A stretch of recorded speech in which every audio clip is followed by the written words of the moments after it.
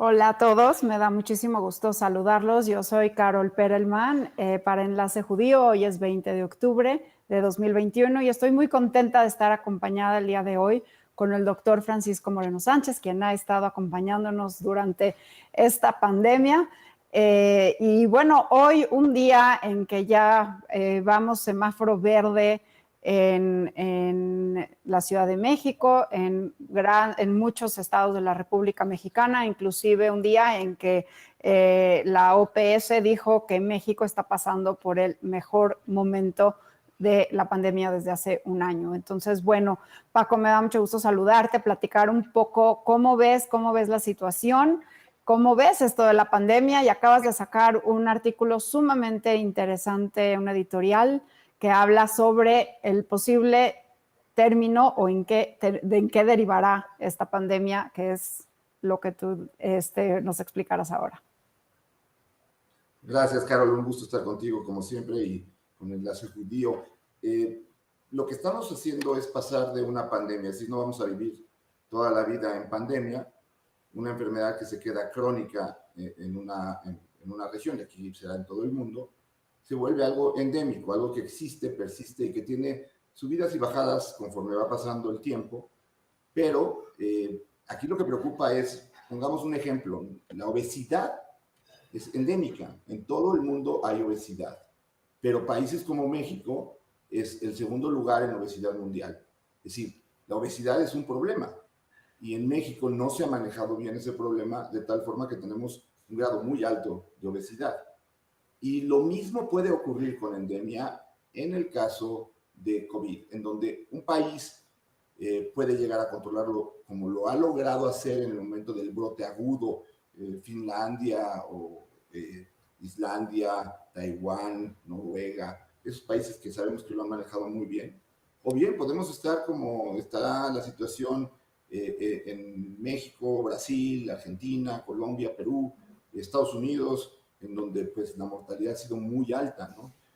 Por eso creo que tenemos que prepararnos bien para este periodo que viene, que es un cambio de una enfermedad nueva, porque ya no es nueva, ya pasó un tiempo, y es una enfermedad que va a persistir, el virus va a seguir aquí. ¿Y cuáles son las formas en donde puedo estar yo lo más seguro, realizando una vida lo más normal posible? Ese es el reto ahorita, a ver qué medidas tienes que hacer para volver esta enfermedad que va a estar entre nosotros algo que no esté todo el tiempo poniendo en riesgo tu vida, que eso es lo que pues, ha pasado hasta el día de hoy, ¿no? Pero bueno, este cambio de ser pandemia a llegar a ser una endemia, ¿va a ser algo que va a declarar la Organización Mundial de la Salud? ¿Va a ser algo que se va a dar en todos lados al mismo tiempo? ¿O realmente el endemicismo lo vamos a ver, como dices, en ciertos lugares y no en otros? ¿Y cómo ves que suceda esta transición? ¿Será paulatina o será más bien de un día al otro, como nos sucedió, que aunque el virus estaba ya esparciéndose por Italia, llegando a América, etcétera, la Organización Mundial de la Salud declara el 11 de marzo el inicio de la pandemia? ¿Cómo va a ser esta transición? Probablemente vaya a ser así, Carol. No hay un número, no hay una cifra, y menos para una enfermedad nueva que puedas decir ya a partir de hoy o a partir de que lleguemos a nada más 100,000 nuevos casos al día, va a ser una endemia. Es decir, el hecho de que ya la pandemia no se va a erradicar, el virus no se va a ir, y que se mantengan más o menos en una forma estable, no con estas olas tan grandes y que hemos tenido, pues en ese momento la Organización Mundial de la Salud va a decir estamos viviendo ya una endemia. Ahora, la gente se puede confundir porque, pues, ¿y qué significa? Pues nada más que tienes que aprender a vivir con el virus presente en tu vida. Esa es la realidad. Y ya no hay esa posibilidad de que esto desaparezca como pues con el SARS-CoV original, que sí fue un periodo corto, o con el MERS-CoV, que también fue un periodo corto. Ahora sabemos que este virus llegó para quedarse, acoplarse a vivir de la mejor manera, y conforme vaya el tiempo, aunque uno suene ahorita, ¿cómo nos vamos a acoplar? Pues lo estamos viendo, ¿no? Hay menos contagios porque hay más gente que ya tiene inmunidad, hay más vacunados, empiezan a haber medicamentos que vienen ya en una forma más avanzada, que pueden ser opciones de tratamiento temprano, porque la idea es, bueno, va a haber COVID, pero que la gente no se siga muriendo por COVID-19, que es lo que ha seguido pasando desafortunadamente en nuestro país, ¿no? Y en este escenario que hablas de endemia, Paco, ¿vamos a ver brotes? O sea, sí podemos ver una estacionalidad y ver en invierno más casos o en ciertos lugares los brotes, y entonces lo llamaríamos epidemias localizadas, ¿no? Pero este endemicismo es un control con ¿qué? Una letalidad más baja, una cantidad de baja. ¿Cuál es nuestro número ideal? ¿Cuál es ese control? Bueno, mira, el hecho de que sea un virus respiratorio o forzosamente lo va a hacer estacional, porque el hecho de que lleguemos al invierno cierra los espacios, se ventila menos, todo esto que favorece a los virus respiratorios a tener ese pico, como lo sucede con la influenza, en donde hay casos de influenza en todo el mundo, en todo momento, en la parte del hemisferio sur, en nuestro verano, en la parte del hemisferio norte, en nuestro invierno. Pero seguramente esto va a ocurrir con COVID. Va a volverse un virus respiratorio que va a ser más prevalente en los meses de invierno, pero como lo hemos visto, o sea, el calor no lo afecta a gran cosa, sobre todo al ser tan contagioso y al tener tantas personas que eran pues, susceptibles a enfermarse. Es decir, eso es lo que está cambiando. Ya ahorita ya no hay tantas personas susceptibles a enfermarse porque o ya tuvieron COVID o ya se vacunaron. Y entonces, esa es la meta que tenemos que lograr, llegar a la mayor inmunidad posible en la población general para que la transmisión del virus sea la menor, la cantidad de enfermos sean los menores y que los que lleguen a enfermarse tengan opciones de tratamiento que pues no ha habido y por lo tanto no lleguen al hospital y no fallezcan, ¿no? Ese es lo que a lo que hay que apuntarle ahorita.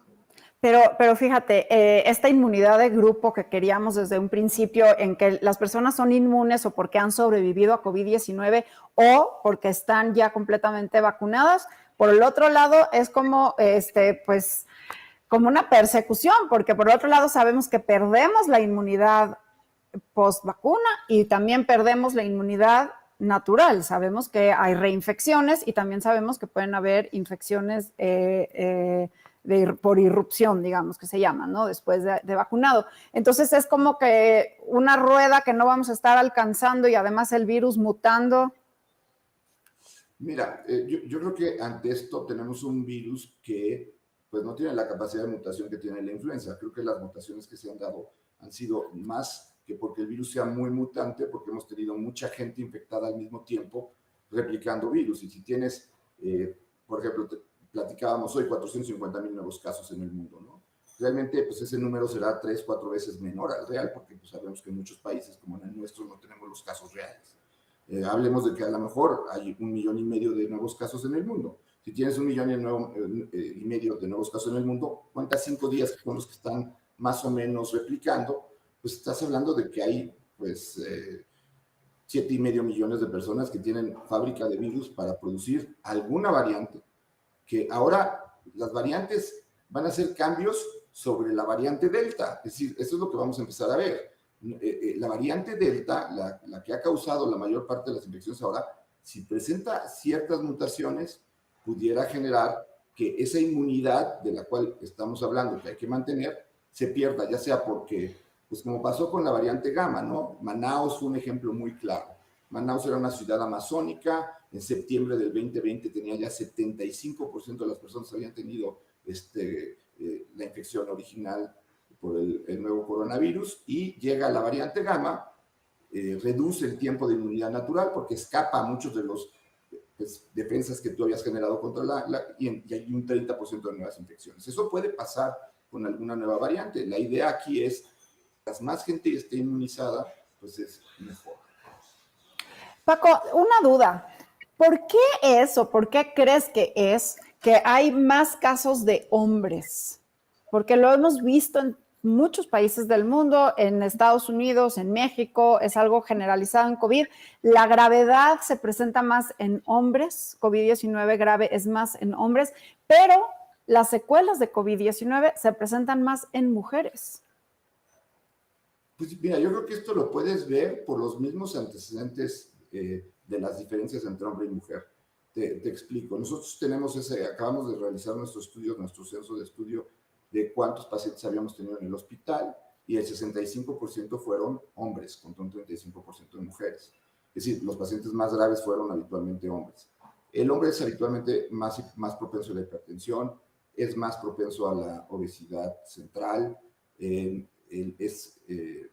cierta forma debe de tener más receptores contra la enzima convertasa, lo que hace que haya más infección.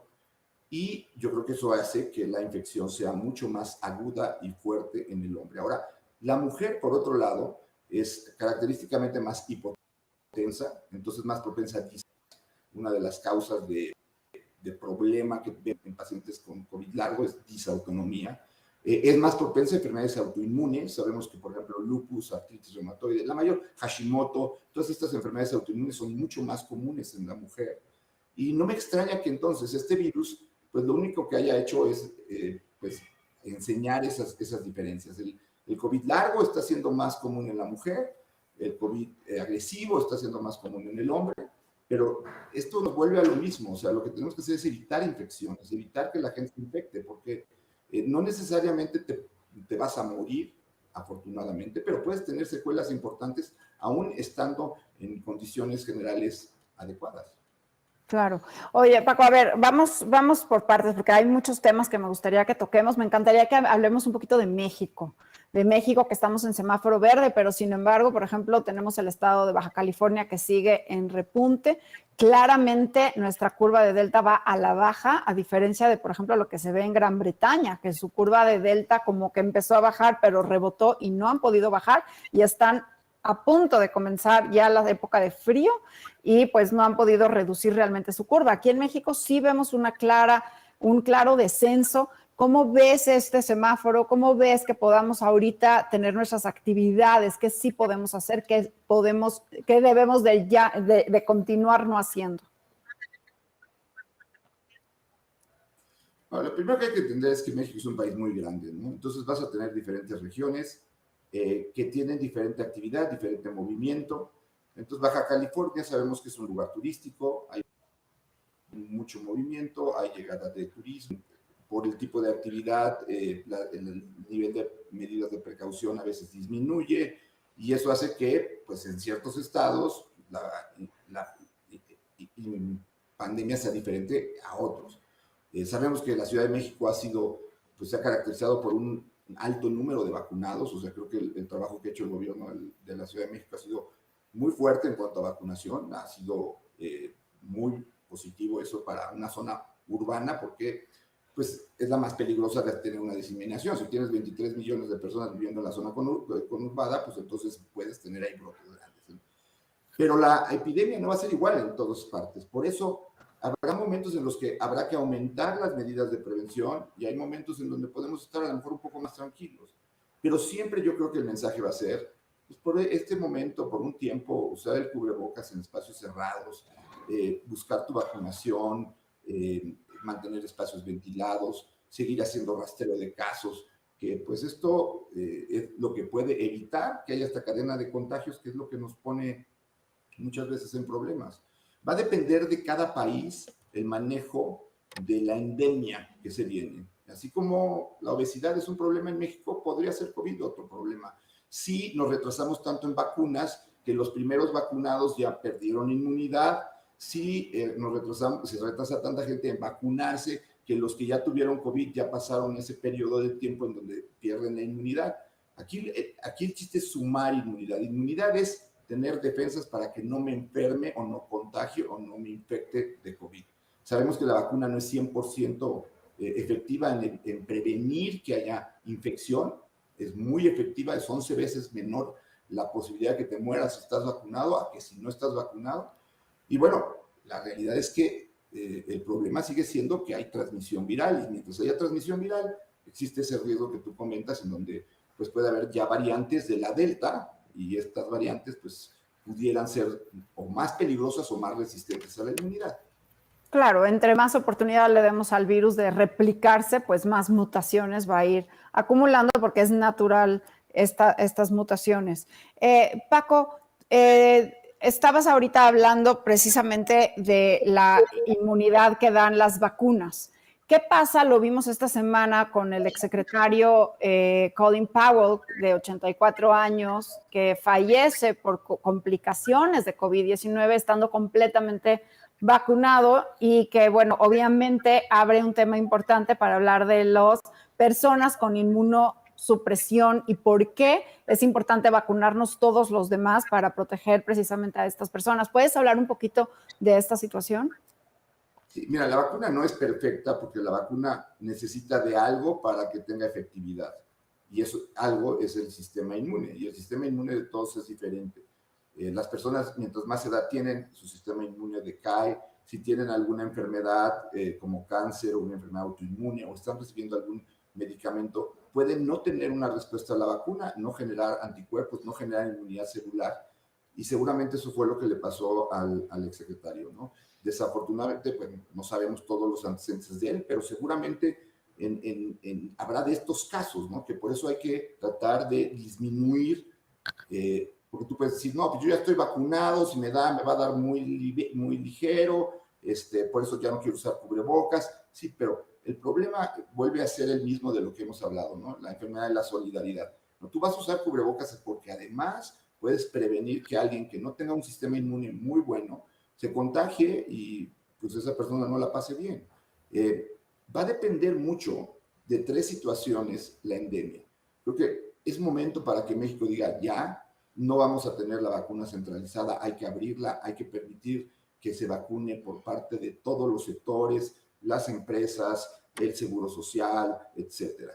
Segundo es aprobar medicamentos que sabemos que son útiles. Algunos medicamentos son caros, pero lo que no entienden a veces es, si tú, por ejemplo, con un anticuerpo monoclonal que cuesta 20,000 pesos, se lo aplicas a una persona, evitas que esa persona llegue al hospital, tenga una estancia de 30 días, lo cual es muchísimo más caro que haberle puesto el anticuerpo monoclonal y haberle evitado todo ese gasto, ¿no? Y lo mismo va a pasar con medicamentos orales, que ahora, como sabemos, empiezan a surgir, pero va a haber un cambio, tiene que haber un cambio en la estrategia de la atención de COVID, porque el primer contacto es el que va a decidir si necesitas o no el medicamento. Y desafortunadamente, muchas veces el primer contacto son médicos de farmacia que no están lo mejor preparados del mundo para poder decidir hacer eso. Entonces, creo que la estrategia en México va a ser muy importante.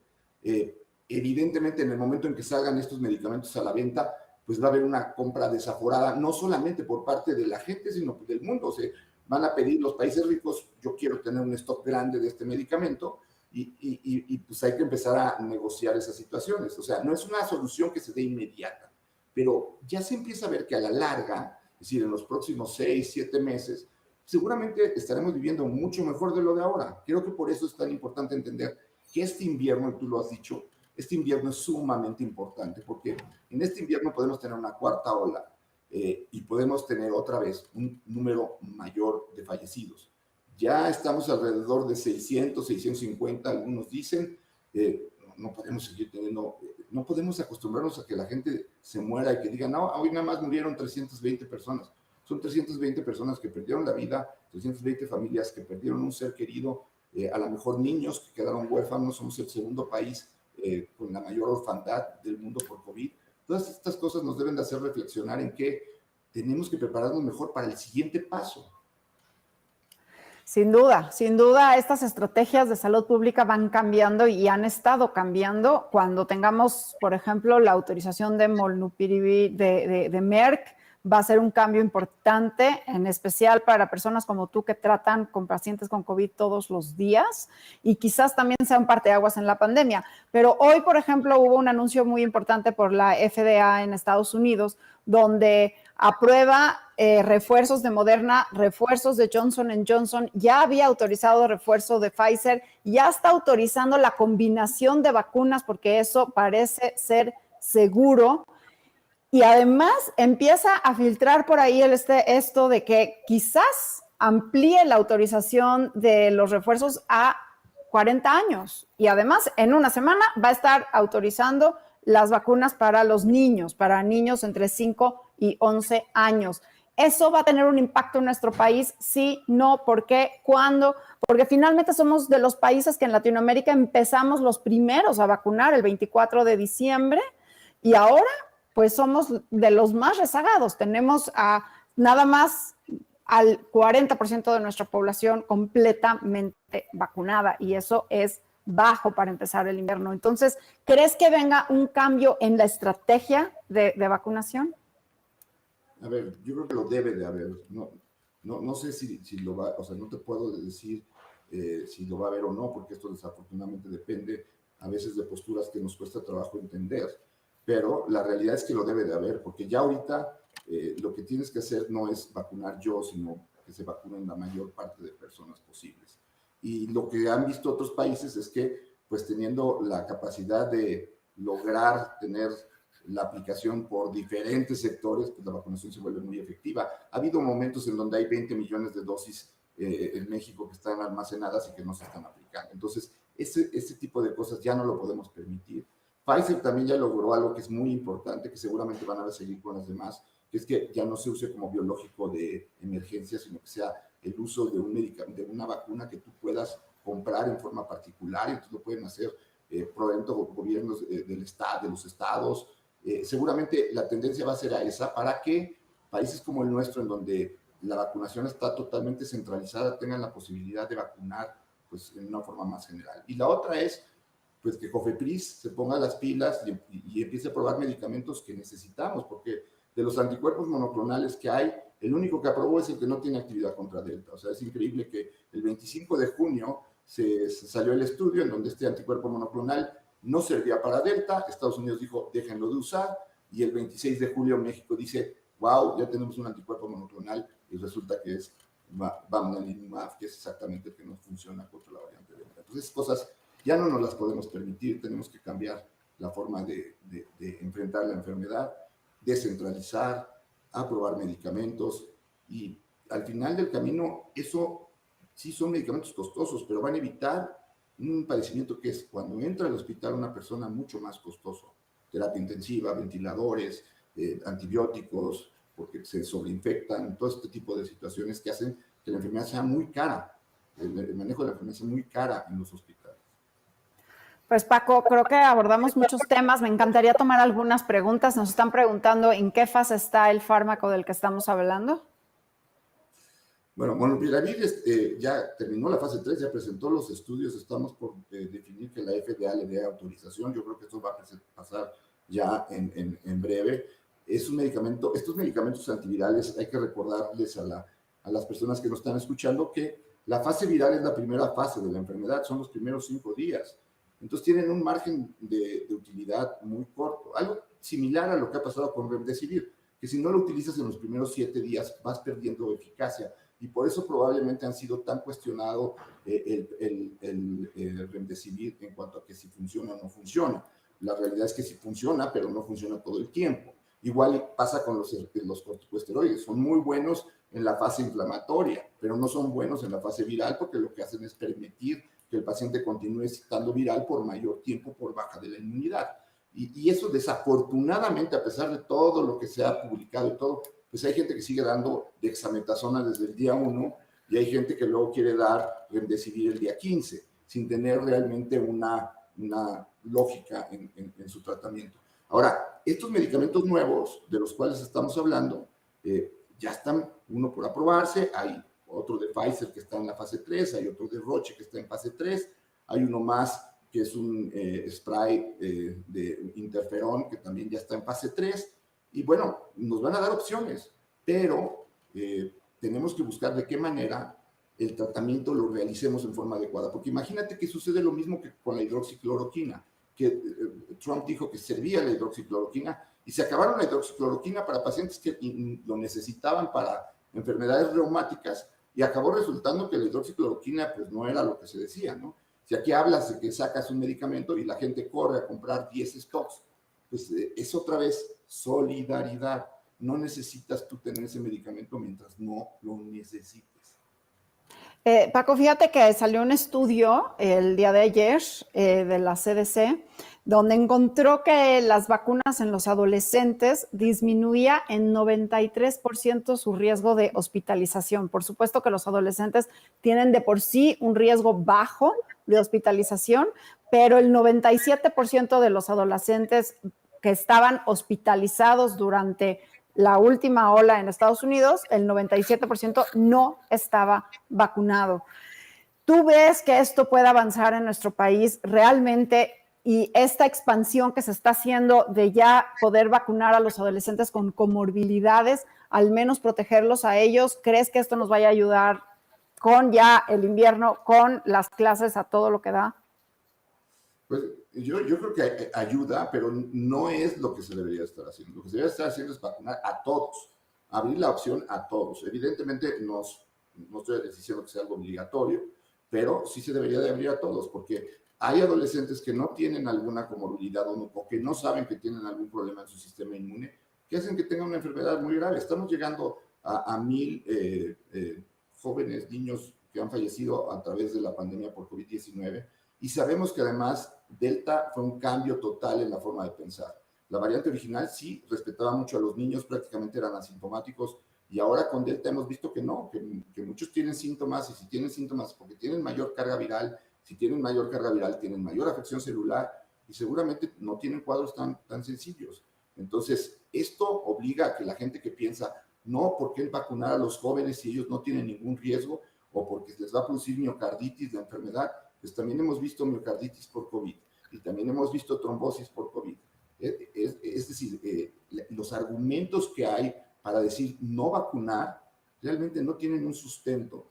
La vacunación ayuda a que no se muera la gente y disminuye el contagio. Entonces, no lo exime, ¿sí? Pero igual que como pasó con Colin Powell, no es que todo el que se vacune ya no murió por COVID, pero la mayor parte de los que se vacunen no van a morir por COVID. Y la mayor evidencia de esto lo podemos ver si analizamos las curvas. La mortalidad que tuvimos en la segunda ola, el exceso de mortalidad se calcula que fue arriba de 200,000. El exceso de mortalidad en la tercera ola se calcula que está alrededor de 90,000, con todo y que tuvimos días con muchos más casos que en la segunda ola. ¿Por qué? Porque ya en esta ola había mucha gente vacunada. El grupo de edad de 60 años para arriba no sufrió la cantidad de muertes que hubo si esto hubiera pasado en la segunda ola. Entonces, creo que si tú no te quieres vacunar, respeto. Lo que no estoy de acuerdo es en la información infundada en que esto es algo grave. Yo te diría que la semana que entra, yo calculo que por ahí de jueves o viernes vamos a llegar al 50% de la población mundial ya vacunada con una sola dosis. Si realmente esto fuera tan malo, ya tener 1 de cada 2 personas que viven en este planeta vacunado, pues ya verías zombies o ya verías otro tipo de cosas que no se están viendo. Y desafortunadamente la gente sigue con teorías de conspiración que lo único que hacen es dañar a la gente que tiene miedo. ¿Por qué? Porque no tiene los conocimientos científicos, ¿no? Afortunadamente creo que México es un país en donde hay mucho menos antivacuna que en otros lados del mundo y espero que se abra la vacunación a todos. O sea, creo que la vacunación debe ser a 12 años para adelante y cuando se aprueben las dosis que son necesarias para los niños entre 5 y 12 años. Y la realidad es que se está viendo qué dosis necesitan, porque no es lo mismo una persona que pesa 20 kilos que una que pesa 70. Entonces, pues eso, la verdad, es lo importante, ¿no? Muy importante.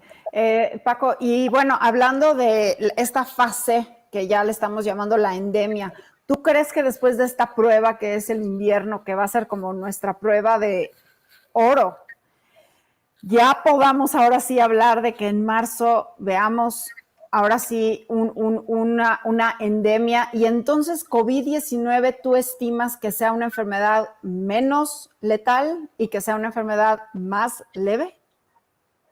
Pues va a ser una enfermedad que va a seguir causando enfermos, es decir, es una infección que va a seguirse contagiando en el mundo, pero que los enfermos van a ser menos graves por 2 situaciones, porque les va a dar de una forma menor, porque ya tienen inmunidad por vacuna, o porque sí tienes la capacidad de tratarlos a tiempo con medicamentos. Desafortunadamente, la gente se sigue muriendo de influenza, sí, a pesar de que tenemos vacuna contra influenza y tenemos oseltamivir. Ahora, esto de la endemia tiene que hacer reflexionar a la gente sobre lo siguiente. Mucha gente nos pregunta, ¿y esta será la última pandemia? ¿Y cuándo será la próxima pandemia? Pues no lo sabemos, pero esta puede ser lo que dispare la próxima pandemia, porque si tienes una enfermedad endémica y el virus tiene una mutación abrupta y esa mutación se escapa de la protección de las vacunas de ahora y de la inmunidad natural que tú adquiriste por enfermarte, entonces vas a volver a tener otra epidemia. Y una epidemia ahora por un virus que sea más agresivo, más contagioso y que no tenga esa prevención que tenía, pues sí, ahorita con lo malo de la variante Delta, todo lo malo sigue siendo bueno que pues, te sigues de alguna manera protegiendo con las vacunas. Entonces, la próxima pandemia podría originarse de esta endemia, sobre todo si hay lugares en el mundo en donde no se llevan a cabo las medidas adecuadas para mantener el número de casos lo más bajo posible. Bueno, pues muy emocionada por platicar contigo y por supuesto de esperar llegar a esta fase. Me acuerdo las primeras pláticas que teníamos, hablábamos, tratábamos de predecir el futuro y hablábamos, bueno, aplanemos la curva en 2 semanas y luego vimos que no, que fue más. En finales de la ola de enero, de diciembre, enero que tuvimos en México, hablábamos que posiblemente en la primavera íbamos a ver un descenso. Espero que esta sea la tercera y sea la vencida y que ahora sí veamos después de este invierno que sea un invierno fácil y que podamos ver ya el control, porque creo que esa es la palabra, el control. Hasta ahorita no ha habido control. Creo que hemos estado más bien reaccionando según el virus nos ha marcado la pauta y pues finalmente que lleguemos a un control. No sé si quieras agregar algo más, Paco. Pues mira, mucho se ha hablado de lo del semáforo verde y de que estamos regresando a una normalidad. Hay que entender que esto pues tiene una razón económica, es decir, sabemos que la pandemia no solamente ha afectado la salud, ha afectado la economía, los comercios, etcétera. Qué bueno que estamos pasando a semáforo verde porque eso le permite a mayor cantidad de gente regresar a sus trabajos, tener un ingreso, etcétera. Pero eso no tiene que ver con tu cubrebocas. O sea, el semáforo verde no dice quítate el cubrebocas. El semáforo verde no dice quítate las vacunas. El semáforo verde no deja de hacer que tengas espacios ventilados. Entonces, el semáforo verde es lo que está sucediendo en la economía del país, en donde se permiten las actividades. El semáforo verde te exige a ti como persona tener más cuidado para no contagiarte y no contagiar. Entonces, yo creo que esto tenemos que entenderlo. O sea, yo no alcanzo a comprender qué daño te puede hacer un cubrebocas, que tanto pues, discriminación genera en la gente que pues no quiere usar cubrebocas y que además se enoja con la gente que lo usa, cuando pues lo que está haciendo es nada más prevenir que tú te puedas contagiar. Entonces, creo que al contrario de las otras veces, estoy más optimista, creo que hay muchas más opciones, medicamentos. Abran la vacunación, por favor, ya es momento de que dejemos de usar la vacunación como una medida estrictamente gubernamental. Es una medida que merecemos todos los mexicanos. Que los que no se quieran vacunar, que no se vacunen, pero pues de alguna forma están siendo nuestro grupo control. El saber esto de que se mueren 11 veces menos es porque comparas a los vacunados con los no vacunados y al final ves que los pacientes que tienen son los pacientes que o no recibieron las 2 dosis o los pacientes que no están vacunados. Entonces, ojalá y en un momento dado esas personas que no se vacunaron, que enfermaron, que la pasaron mal, también sean voces para decir a la gente que está indecisa por vacunarse, vacúnense, porque la enfermedad es real, ¿no? Así es. La enfermedad es real, la enfermedad se ha llevado a millones de personas en el mundo y la pandemia y las secuelas de la pandemia quedarán más allá de la endemia, eso sin duda, ¿no? El tema de salud mental, las secuelas en diferentes aspectos, no nada más de económicos, políticos, sino médicos, en el impacto a la ciencia y en el control de futuras posibles pandemias y futuros retos mundiales. Pero hablando en términos epidemiológicos, esperemos llegar a la endemia pronto y poder, pues, darle un cambio a este capítulo de esta historia. Pues muchas gracias, Paco. Gracias a ti, Carol, y pues a seguirnos cuidando y esperar que las próximas pláticas sean más para decir esto ya está por terminar y aprendamos, tengamos lecciones de esto para ser mejores. Al final del camino, pues lo único que nos debe de hacer esto es hacer mejores seres humanos para el futuro. Esta yo creo que es la lección más importante que debemos de tener. Y bueno, creo que está en cada uno de nosotros, no el corregir al otro, sino el corregir nuestros propios hábitos para ser mejores. Así es, y esperemos ser mejores seres humanos, no regresar a la normalidad que teníamos, porque esa normalidad permitió una pandemia, ¿Sí? sino regresar a una mejor normalidad y llegar a ser mejores como humanos, como entes, tú lo has dicho, solidarios. Así es, pues a seguirse cuidando y un gusto estar con ustedes. Gracias a Enlace Judío por otra vez permitirme llegar a su audiencia y a ti, Carol, que siempre has sido parte de este proyecto que creo que ha ayudado y que pues lo hacemos de la manera que tratemos de educar y ayudar a gente que está por cuestiones obvias sin el conocimiento científico, que pues cuesta trabajo tenerlo sobre todo al día y saber qué es bueno y qué es malo. Eso ha sido muy complicado poder discernir cuáles son los mensajes que te vas a llevar, que realmente pueden tener un impacto en la vida de cada uno de los que nos están escuchando, y les mando un abrazo y que todo esté bien. Bueno, pues un abrazo, mi Paco, y espero que estemos en lo correcto con esta actitud tan optimista. Y nos vemos a la próxima. Muchas gracias a todos.